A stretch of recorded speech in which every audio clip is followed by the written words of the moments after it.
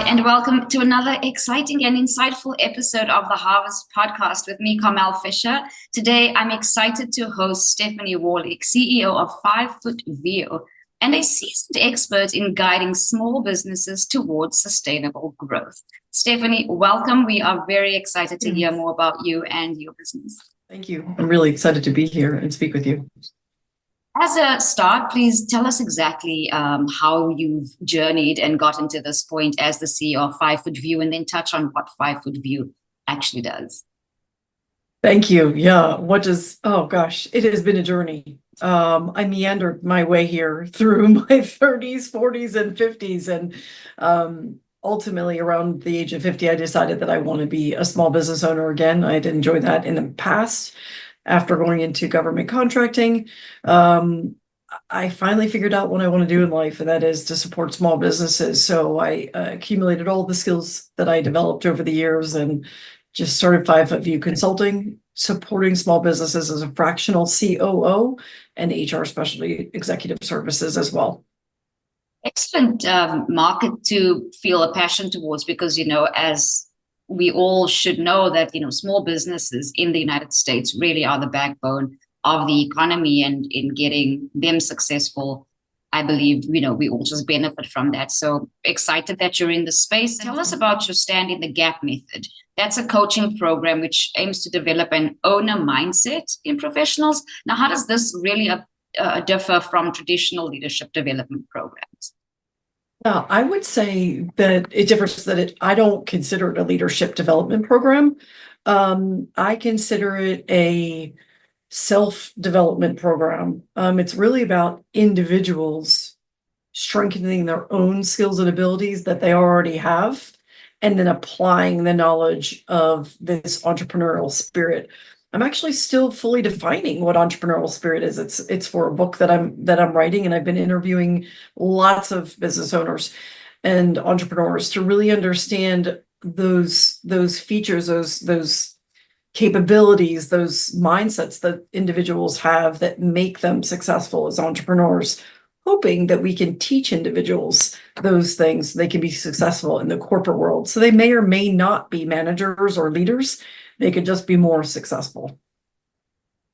Wonderful. Were there any specific outcomes that you could highlight and that you may have observed in clients that have embraced this method? So I guess perhaps sometimes you've got to start with the end in mind, right? To really define something. So did you see any specific outcomes that may help you in defining this? Yes, absolutely. It's a great question. I had already identified two that I knew helped me propel and be successful in the corporate world. And that is the ability to take risk and analyze risk. That's a big one, and I'm sure that's not a surprise to most folks. But the second was what I call the pick up the garbage mentality. And if you could envision a person walking down the hall and seeing a piece of crumpled up paper, are they person A or person B? And person A picks up the piece of garbage and says, I'm going to take care of that and throw it in the garbage because it's what needs to be done. And it's what's in the best interest of the company, even when it's not their job, not their garbage. Or person B, that's not my job. That's not my garbage. I'm going to walk past it. So those were the two that I started out with. The third one that was quite a surprise to me that has been shared with me by several business owners and entrepreneurs is creativity. And my learning that several individuals felt that although we believe that creativity is inherent, that really creativity and to be able to think outside of the box is a skill that can be trained. So that was a really fun discovery as I went through interviews.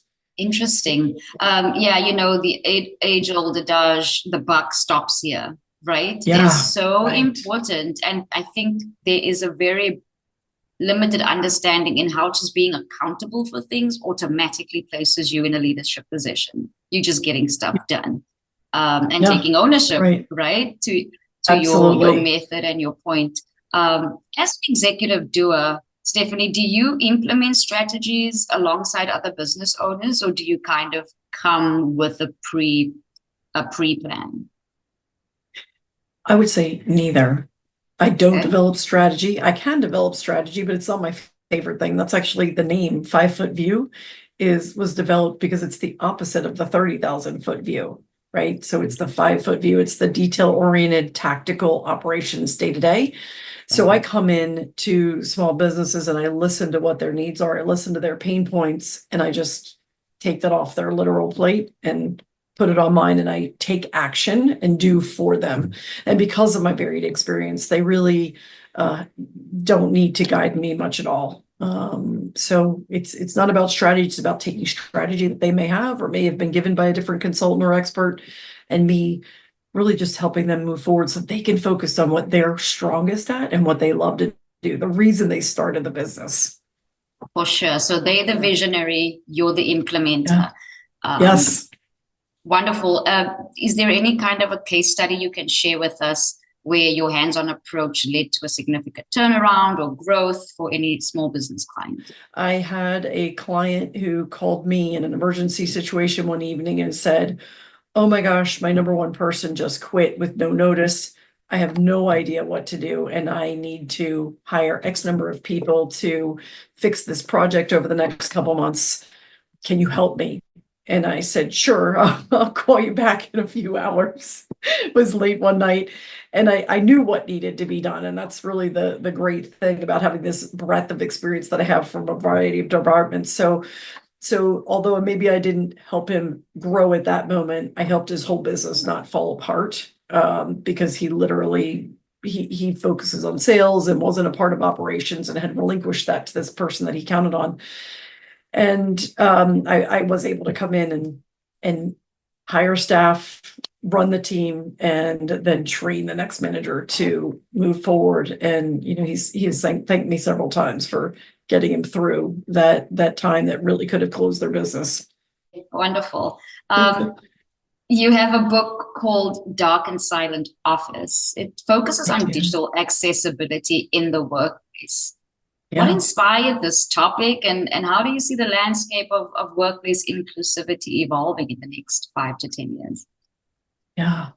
How did I get in that? So I worked for a digital accessibility company. Digital accessibility, I should probably just take a moment to explain, because a lot of folks don't know what digital accessibility is. But it's primarily about making websites and content available to those that are visually impaired, hearing impaired, or possible other neurodivergencies. Example might be making sure that your website can be navigated with the click of a button of the enter button, as opposed to using a mouse where someone may not have manual dexterity to do that. You could kind of tab through, so you use a keyboard only, or high color contrast, or not using other colors for someone that might be colorblind. So anyway, I worked for that company, and I served as an HR executive. And immediately I realized, joining that company, that I didn't know how to communicate with individuals that were visually impaired and hearing impaired. And I was frankly embarrassed and wondered and baffled how I had gotten that far in my career that I had no idea how to do this. And I thought, if here I am, a seasoned HR executive, and I don't know how to do this, I'm sure that there's lots of folks out there that don't know how to do this. So I created the book. And to me, that is the epitome of stand in the gap, where I saw a need. Wasn't really my job, but I said, this is a problem that needs to be fixed. And I picked up that piece of garbage, and I solved it. I wrote the book so that we can teach people from really a grassroots level how to do that. In terms of how do I see DEI landscape changing, that's really TBD right now, I'll be honest, because 5 to 10 years is such a large span. I mean, with how highly charged and politically connected this concept is, particularly in the US. I mean, right after the election that we have in a few months, the landscape could change. DEI is running through a rough time right now, where folks, even SHRM has recently said they're pulling out the E for equity and equality out of DEI. Other folks say that, like Elon Musk said, DEI must DIE, and I'm thinking, what? Who in their right mind has ever said or would say that diversity and inclusion is bad for business. There are numerous studies to prove that diversity and equity and inclusion make a business thrive, and that diverse teams and the talent that comes from that makes teams stronger and people feel more collaborative. So there's a lot going on there.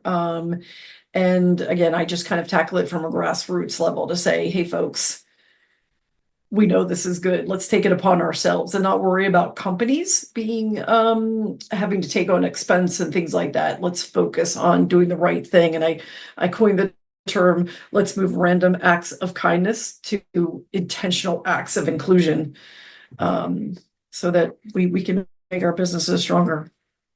Excellent initiative, really heartwarming. And I love that you're, candidly so self-aware and can honestly admit to feeling embarrassment because you're taking on this, in that space, taking on this role, and you're confident you can do it, but in the thick of things, realizing how really limited, your personal resources are to successfully carry this out. And to your point, probably 90% of the country is in that position, unfortunately. Right. So amazing that you're taking a positive step and, enforcing change wherever you can and in the ways you're able to. Thank you. 5 Foot View Consulting offers fractional COO services, right? As you mentioned earlier, how do you tailor this role to meet the unique needs of small businesses? What are the most common organizational gaps that you've encountered? The lack of accountability and responsibility and clarity that surrounds that. And that would not be unexpected, where a small business probably at startup stage, first couple of years, rarely has processes documented. And until you have processes documented, it's hard to define whose responsibility. Everybody just wears multiple, different hats as the day goes on. And it's kind of a fly by the seat of your pants, and everybody just knows what needs to get done. But as an organization continues to grow, people start to step on each other and things slip through the cracks. So-and-so usually does that, so I didn't do it. And we really need to gain clarity. So as a fractional COO, I come in and I help kind of look for those gaps, those challenges, so that I can help a small business owner really refine, utilizing each person's skills and abilities, the best way to transact their processes so that they can have successful outcomes and repeat those successful outcomes. Now, you've obviously been at this for a few decades, 3 to be exact. The background spans over 30 years. Let's not talk about how many. Perfectly fine. I was waiting for that comment. Absolutely nothing wrong with great experience. It takes time.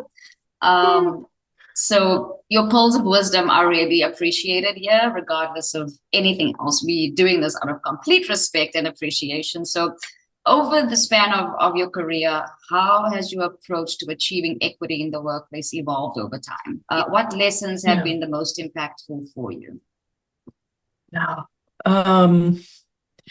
It has changed over time inherently because of the different roles that I've had. So, some in my early career, it wasn't necessarily a manager, although I may have been in HR. In other parts of my career, again, was not a manager, but maybe a senior position. So it definitely depends. I can say that when I have had decision-making capabilities about managing equity, for me, it just comes down to what's the right thing to do? What is in the best interest of the business and what is in the best interest of the people? Because if we support our people, our business is going to be successful. And that sounds like it's super common sense, but it really is as simple as that to me. I'm not a really highly religious person. I tend to treat others the way you'd want to be treated and fair, and give people a chance and give people the benefit of the doubt. And that's pretty much the way I operate as a manager. And a perfect segue into the HR section that I want to cover now. So your website mentions that executive human resources services, is something that you also have in your wheelhouse. So in an era of rapid workplace transformation, right? Everything's changing so fast. I imagine turnaround is a big problem, but what HR challenges do you find small businesses struggling with the most? And then how do you help them address that? Yeah, the biggest hot thing right now are all the changing laws in the US that are state by state. Some where the states are more liberal, some more conservative than the federal. And then remote work, which impacts what state laws apply to the individuals and or the organization. So I've spent a lot of time over the last year revising handbooks, adding to handbooks, really helping small businesses understand how they need to be compliant to keep up with all of the changing laws. And that's really a big one. It's kind of a pain. Most people don't want to deal with it. And fortunately, there's great HR tools that are out there where you can gain regular subscriptions to always be aware of what the changing laws are state by state. But that is the biggest challenge in HR right now. Included in your realm of doing amazing things and being an author for not only business, you also have a children's book called Squirrels Bowling on the Roof. And this apparently teaches about embracing fears. I have not read it Yes. yet, but it sounds like a cute addition to my 8-year-old's library shelf. Yeah. Tell us more about this book and what it's about, and also how you see the lessons from this book applying to the business world. That is a really good question. This is actually my favorite question that you presented to me. And it is perfect for 8-year-olds because their imaginations are so great and they're starting to think independently, their own thoughts about the world and space around them. I had never considered squirrel bowling on the roof, how it applies to the workplace, although the concept of writing this children's book again was a stand in the gap moment for me where I saw a need and an opening, and I experienced this fear of these sounds with my own twins when they were toddlers, and that's why I created the book. But when you ask the question, I thought, how does this apply besides this stand in the gap concept? And I think that there is something there, and I was really excited again that you asked. So the answer would be that my mom always taught me that if you can't change something, you change your mind about it, or about mental mind and mindfulness. And she taught me about imagining things, whether I played sports or did things when I was little, when I had a fear. This book really was based on all the things that my mom taught me when I was a child about how to overcome some fears. And I think that is applicable in the workspace, certainly as being an entrepreneur. We always are taking risks for our business. We're leaping without fully seeing what's on the other side. We aren't really sure, but we're going for it. So we are painting a mental picture in our mind of the way we envision our leap going, and hoping that we're landing among a field of flowers and not in a pile of rubble. And I think that using that imagination and that creativity is the concept of squirrels bowling on the roof. So a child hears a sound, and the book says it's not such and such, it's such and such. What do you hear? And it allows the child to use their own imagination to perhaps think of something else that it could be. So I think that's very applicable to business owners and entrepreneurs really trying to evolve in their own business.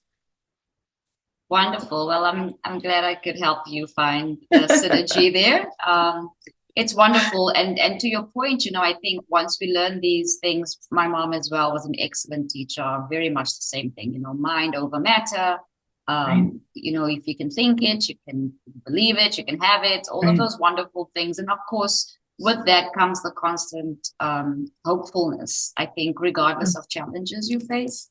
So that's wonderful, just to be able to change the mental pictures and be logical oftentimes about the things that are trying to plague us mentally. Yeah.